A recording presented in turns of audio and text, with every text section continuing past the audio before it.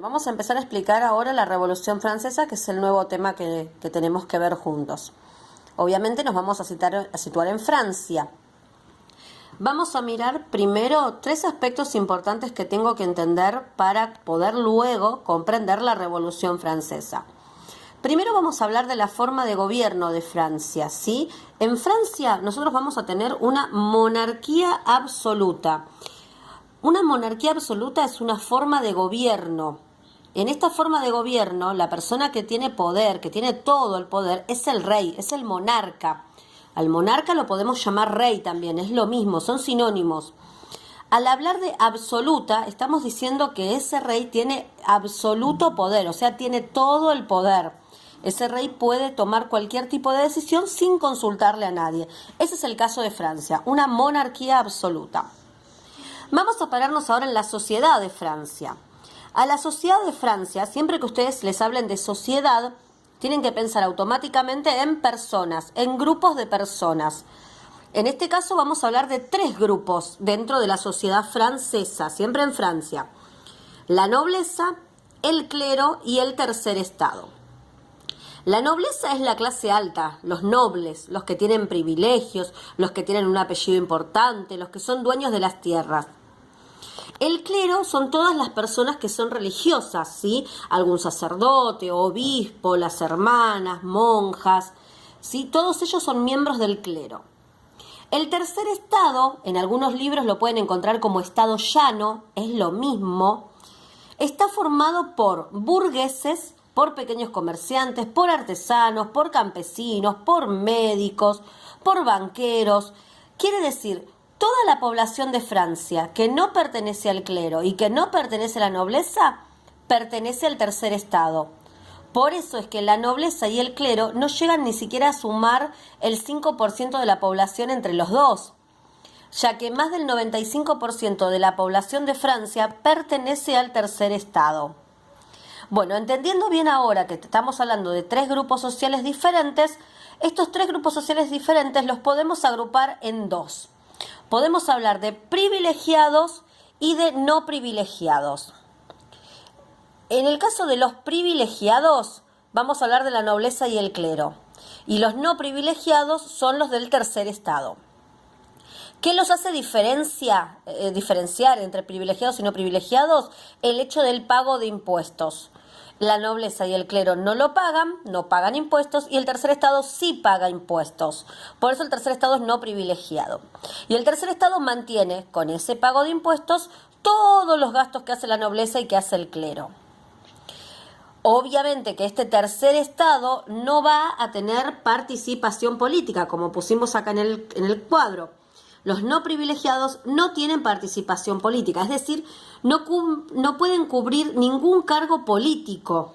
¿Por qué? Porque en Francia tenemos una monarquía absoluta. Entonces, si tenemos una monarquía absoluta, quien gobierna es el rey. Y a quien va a tener de aliados del rey, digamos, o trabajando para el rey, por ejemplo, en la corte, van a ser a los nobles siempre. Pero los no privilegiados no tienen participación política. En cuanto a la situación económica de Francia, antes de que se desate la Revolución Francesa, vamos a hablar de que hay una crisis económica, terrible crisis económica. Cuando hay una crisis económica, el gobierno tiene que pensar una solución, tiene que pensar de qué manera eliminar esa crisis. Bueno, al gobierno de Francia se le ocurre que la solución para esa crisis es cobrar nuevos impuestos. Ahora quieren cobrar impuestos a las personas que poseen tierras. Aquel que era dueño de una porción de tierra, dueño de terrenos, iba a tener que pagar impuestos. Los únicos dueños de terrenos en Francia son los nobles, es la nobleza. Entonces ahora la nobleza tiene que pagar impuestos si esto se acepta. Y recordemos que nosotros habíamos dicho que la nobleza, como dice acá, la nobleza son los privilegiados, o sea, no pagan impuestos. Pero ahora sí quieren hacerlos pagar impuestos para buscar justamente la igualdad. Piensen acá, yo lo pongo. Piensan cobrar impuestos sobre la tierra. Esto afecta a la nobleza, porque son los únicos que son dueños de tierras. Obviamente no quieren pagar impuestos, se enojan, se molestan con esta nueva situación y le piden al rey que se convoque a los estados generales. Yo acá les puse la palabra revuelta de los nobles. Este enojo de los nobles va a hacer que ellos se levanten, que se pongan en contra de esas medidas. Ellos no quieren perder sus privilegios. Entonces, el tercer estado, ante esto de que los nobles no quieren perder sus privilegios, no les importa, ellos quieren la igualdad de todos, ellos quieren que no haya más privilegios. Eso es lo que los del tercer estado, principalmente la burguesía, era el sector más influyente, son los que no quieren que haya privilegios, ellos quieren la igualdad de todos. Como este era el objetivo, buscar la igualdad de todos, la idea de ellos es que lo primero que tienen que hacer es eliminar esta monarquía absoluta que habíamos hablado nosotros, ¿sí? Esta forma de gobierno hay que eliminarla. Ahora, en el año 1791, por medio de una constitución, va a crearse la monarquía constitucional. Esto significa, ya deja de existir la monarquía absoluta para pasar a Francia a una monarquía constitucional. En una monarquía constitucional, nosotros vamos a ver que el rey no va a querer perder el poder que él tenía, porque el rey tenía una monarquía absoluta.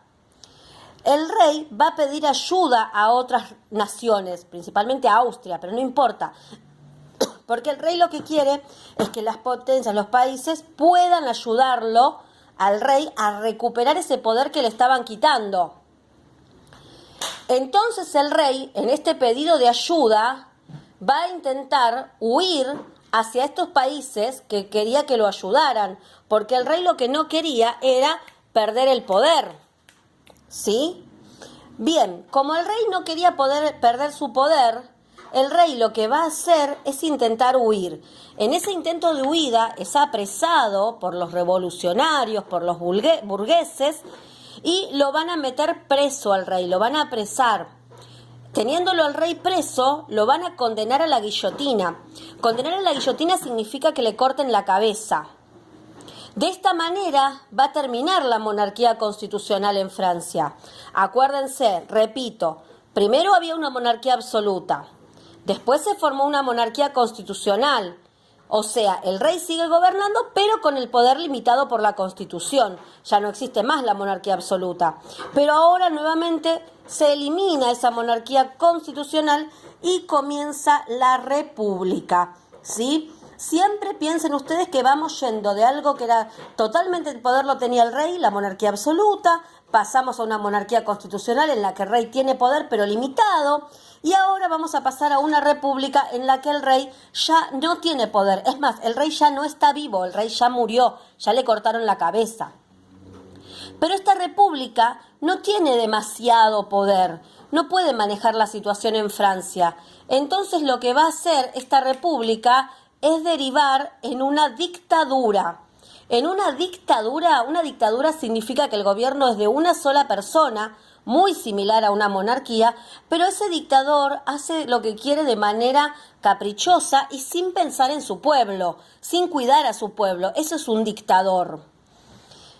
Esta dictadura no va a estar muy apoyada por los revolucionarios que hablaban de la libertad, de la igualdad.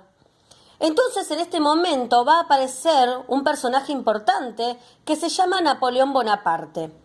Napoleón Bonaparte era un militar, un gran estratega militar francés, que lo que él va a hacer es llevar a Francia a los grandes triunfos que tuvo Francia, divulgando la Revolución Francesa. Pero Napoleón no va a querer un gobierno democrático, Napoleón quiere tener todo el poder. Entonces Napoleón se va a convertir solo en emperador de Francia. O sea que la Revolución Francesa, podemos decir de la Revolución Francesa que tenemos varias etapas. Yo acá les puse. La primera etapa es la etapa, obviamente la monarquía absoluta va a dejar de existir, es la monarquía constitucional, es la que reemplazó al absolutismo. Cuando hablo de absolutismo hablo de monarquía absoluta, es lo mismo. De esa monarquía constitucional vamos a pasar a la época de la República, que fue una etapa un poquitito más democrática, y vamos a terminar desencadenándonos en un imperio, en el imperio napoleónico. ¿Cuál es la diferencia entre un imperio y un reino, entre un emperador y un rey? Es que el emperador siempre quiere aumentar su territorio. El emperador quiere colonizar, quiere tener colonias, quiere adueñarse de otros territorios. Entonces Napoleón va a ir en búsqueda de nuevos territorios. Durante un tiempo va a ganar, pero finalmente en 1815 va a ser derrotado por los ingleses en la batalla de Waterloo. Y ahí va a desaparecer Napoleón de la figura, de la escena política de Francia.